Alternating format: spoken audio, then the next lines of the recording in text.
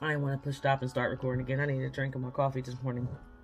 Really quickly, I want to talk about how to deal with controlling people and some of the ways they use to manipulate you and to keep you from sticking to your boundaries, to keep you from and cause you to lower your standards, because they will. Controlling people don't like boundaries, and they don't care too much about your standards, and they come in, they find different ways to pull you into them emotionally so that you will lower your standards. I'm not trying to be funny, but I find that a lot of my clients deal with the need to be accepted. They deal with controlling people, and they don't know how to set boundaries. As a matter of fact, not only don't they know how to set them, they have no standard. Just this little bit of standard. Some little bit of standard, like you can do any old type of way, but just don't touch my children. And some people like, well, I'll let you yell at my kids just long as you make sure my bills are paid. The standards are so low, because you never had an example. You didn't have a good example of someone who set good boundaries. Even if you had controlling parents, your parents could have been controlling, or your caregivers could have been controlling, or you were subjected to a very controlling environment. Maybe mom wasn't controlling, but she was in a controlling environment. And so you gained this tolerance for people to control you. And now you're at a place in your life and you're saying, I cannot tolerate this anymore. I just feel like I have no voice in my marriage or in my relationship or at my job or even with your parents. Sometimes parents can be so controlling. Even in your adulthood, you're finding yourself not having a voice, just kind of tucking your tail under, and hanging your head down and moving on, just accepting it is what it is. Because not having boundaries and not having standards is your dysfunctional norm. Not having a voice is your dysfunctional norm. And you're like, Miss Athena, I don't know how to do it. I don't know how to deal with these controlling people in my life. It's just been something that's been going on all my life. I went from my parents' house to my man's house. And I'm going to tell y'all something. Controlling people can sniff out a person that suffers with the wounds of humiliation and shame so hard, those wounds of rejection. Now, let me say this. Controlling people do have fears, just like people who tolerate it and have been conditioned to tolerate it have fears, right? They have fears too. And their fears are rejection, just like yours are, abandonment, but also betrayal. Maybe, in a controlling person's life, mom made everybody more important to them, or they made promises they never, came through with, or whatever the case may be. These people who have the need to control do it out of a place of fear, and your tolerance for it comes from this place of fear. So on the flip side of that, both of you guys are operating from a very wounded emotional place. And so I want to talk to you about that. Today I'm going to talk to the people who are on the flip side of the controlling and coin, and you are usually the people pleasers in the relationship. You like I said, you don't have a voice. You have the need to please. You have this need to make everything okay, a need to carry on other people's burdens, a need to kind of be the hero, let me fix it for you type person. And it, like, again, that comes from a place of fear, that fear that I am not enough. And so you're constantly striving in your relationships to prove yourself. You have a need for validation that's so tough. And so you can almost, some people have this, and I know because I carried shame. Shame was my core wound. I had the wounds of abandonment and the wounds of even just a tiny bit of injustice, but my bigger wounds of rejection was abandonment and shame. Shame always hanging in my head, always criticizing myself. Very insecure woman I used to be. A very insecure woman. So I understand it if I don't understand anything else. And so that's why I'm here talking about those things that I've had to overcome. And now dealing with my clients, not just overcome the things I've had to overcome, but also for some other wounds, like dealing with the narcissist. What happens when you have to now be a coach of the narcissist? When it was a narcissist, and dealing with that and overcoming it fueled your passion to help other women heal from it. And now learning to deal with narcissism, dealing with my clients without judging them and seeing them from a place of compassion. Today, what I don't want, if you're listening to this and you have identified that, you know what, a thing that I think I'm dealing with, the wounds of shame. Maybe my mother was very criticized. She criticized me all the time, or she was very critical, or my father was very critical, or I was, my wounds of condemnation comes from a place where I was being bullied or emotionally bullied, where I didn't have a voice. And, you know, it was always, I was seen and not heard. My feelings, I never thought my feelings were important. And it caused me to silence and back out. And every time I go to take 2 steps forward, 10 steps back. I self-sabotage all the time. I carry, like I said, the weight of other people's burdens on my shoulders. I'm always trying to fix other people's stuff, and my life is just freaking falling apart. And I want everybody else to be happy, but I feel like I really don't deserve to be happy. I don't think I deserve to ever really talk about the things that I'm doing, because I'm so scared that it's not enough. I don't know. I haven't really found my inner happiness. I don't even know who my authentic self is. I don't know who she is. I know the things that I like to do, but I really don't know who I am authentically, because I find myself, this is all part of dealing and coping with people who have this need to control, and dealing with people who control you, because I need you to understand why you tolerate it. Because once you understand why you tolerate it, then you can begin to set new healthy boundaries. And your toleration, as you come out of that place of fear, as you come out of keeping your voice silenced, you come out of your silence and you begin to speak up, and you begin to see yourself from your creator's view, and how he created you and why he created you and what your purpose is.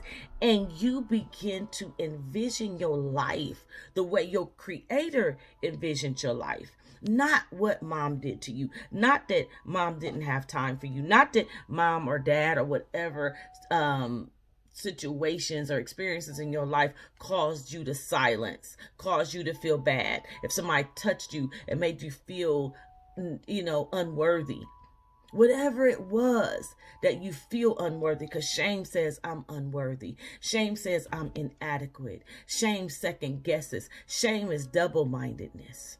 Oh yeah. Shame will cause you to become an introvert when you really enjoy people, but you don't, because every time you step out the door, you look down and maybe my shoes are not enough, or maybe you look down and say, well, you know what, people just know that I'm not this anyway, so you settle. And because we attract who we are, right?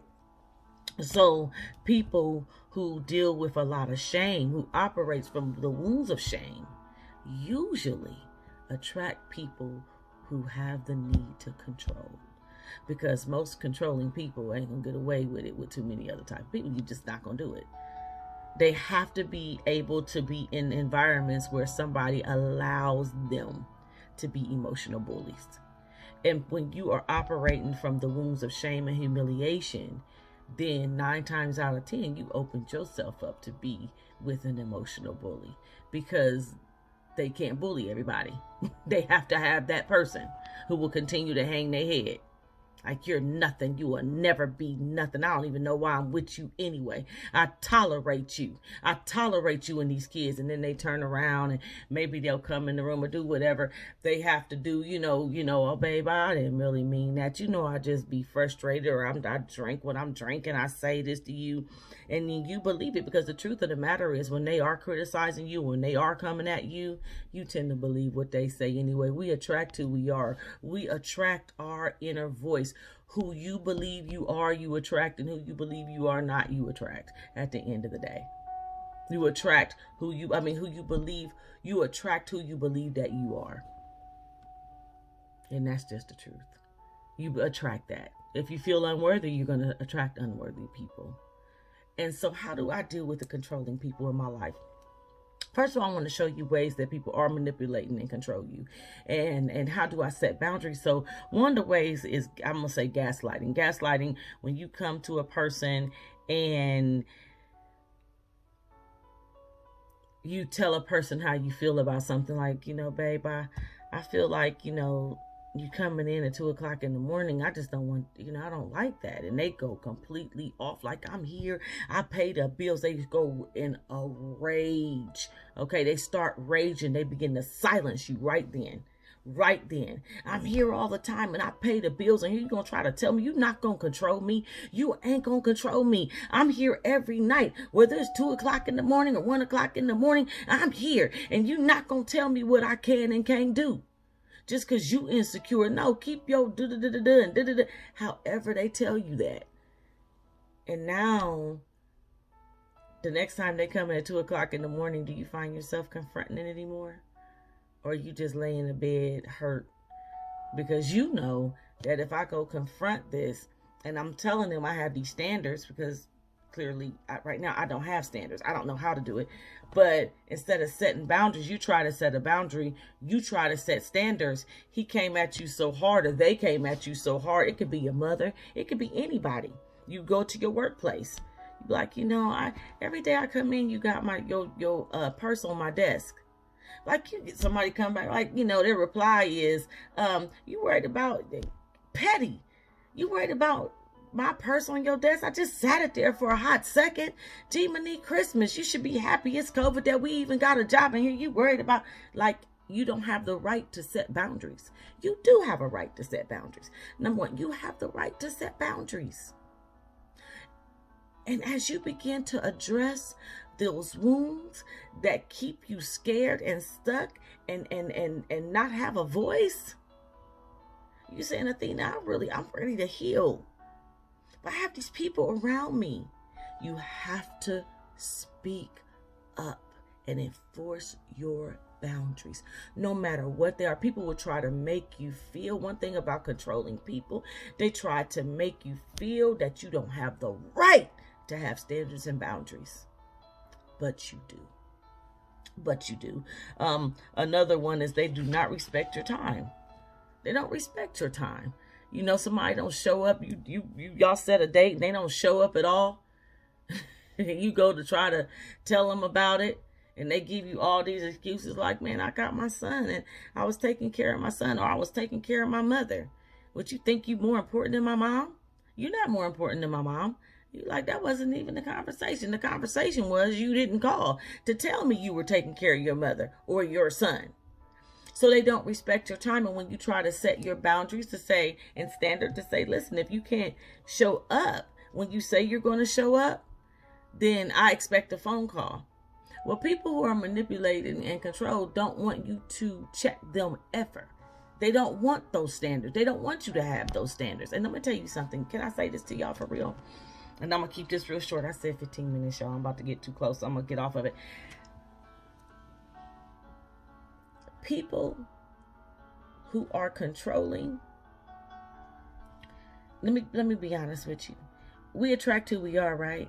And so because we do have this need to be accepted and this need to be loved and this need, all these needs, believe it or not, the controlling person that you're allowing to do that is totally turned off by it. They stay because you tolerate it. That's it. That's all. It's because of what you bring to the table, not because of what they bring to the table. They are selfish individuals who need to heal, just like you do.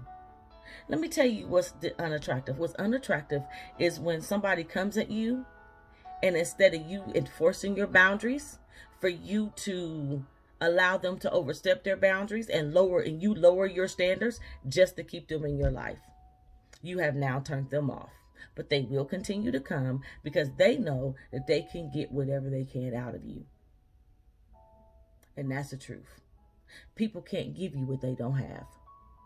And if you found yourself in a relationship where disrespect is y'all's dysfunctional daily norm, and you're afraid to say anything, you're afraid to speak up, you're afraid to set boundaries, let me tell you this. A lot of people tell people, and this is what gets me when I get clients from other coaches or therapy or wherever I get them from, and they come to me. Well, most therapy won't tell you this, but people have told them, you need to leave, you need to walk away. A lot of times you don't have the strength to walk away.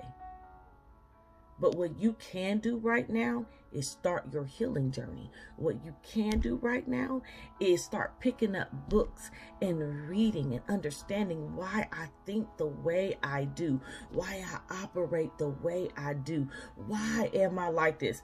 And one of the products that I have, resources that I have will help you, is my book, I Healed on Purpose, Detoxing the Wounded Soul. And I talk about those 5 core wounds that rule our belief system, that fear-based belief system, that limiting belief system that keeps you disconnected from your purpose, disconnected from your dreams, and ultimately disconnected from your creator, that will cause you to let people overstep their boundaries, that will cause you to lower your standards, will cause you to stay in very toxic, unproductive relationships, whether it's with your significant other, your husband, a husband that's totally toxic. You understand what I'm trying to say? A lot of times we don't have to leave people. Sometimes we just got to raise the bar and make them bow to that. But like, listen, I don't want nothing other than for me to be able to set boundaries and you respect them. Just like because see, controlling people got boundaries everywhere. They got walls up everywhere. And they dare you. Try them and see what you get. Right? Okay, so right now, instead of you trying to leave a person unless they are beating you and your life is y'all, I'm gonna tell y'all, there's a lot of women in the grave pushing up daisies, you guys, because they wouldn't walk away. Somebody hitting you, beating on you, intolerable. Your children need you. Your children need you to walk away. But for the rest of those who you're dying on the inside, you're not living your authentic life, you're not living in your truth at all, you are really miserable for real. You have on the facade of happiness. You get up and you go places, and you're constantly trying to be validated, all over the place trying to be validated. Because you're just trying to prove yourself, because you're in situations where people will not validate you. As a matter of fact, it is your dysfunctional norm. Although you're trying to be, you feel like you're not going to be anyway. Yeah, that. You're helping everybody else's dreams come true because you really don't see yours coming to fruition in your life. I'm going to encourage you to get my book, I Healed on Purpose, Detoxing the Wounded Soul. For some of you women who need to set boundaries, you need my book, Woman Up, Nice Girls Finish Last. It will help you learn how to set those boundaries you need. Because boundaries keep your life in line with a vision. And a lot of times, I'm going to say this and I'm done, a lot of you don't have a vision for your life. You don't know what it is you're supposed to be doing. And because you don't have a vision for your life, these people come in there in your life and cause you to submit to their visions. Your dreams don't get, you're not seeing your dreams manifest in your life because you're busy making everybody else's dreams come true, because you really don't know who you are for real. And when we don't know who we are, we don't set the boundaries we need. We are open for anybody to come in and control our lives. We're open for somebody to come and use us to make their dreams happen. Now, the truth is, my goal in life is to help other people make other people's dreams come true. That's my job. But as a coach, and with boundaries and with standards, right? Okay, so what's going to help you? How do I deal with the controlling, manipulating people in my life? I learn to set boundaries. Well, how do I learn how to set boundaries? Well, first of all, you got to get rid of the fear that setting boundaries will cause you to lose. And the truth of the matter is, and I know people don't want to be alone. And I know you don't want to be alone at night. I get this. I know I've been there.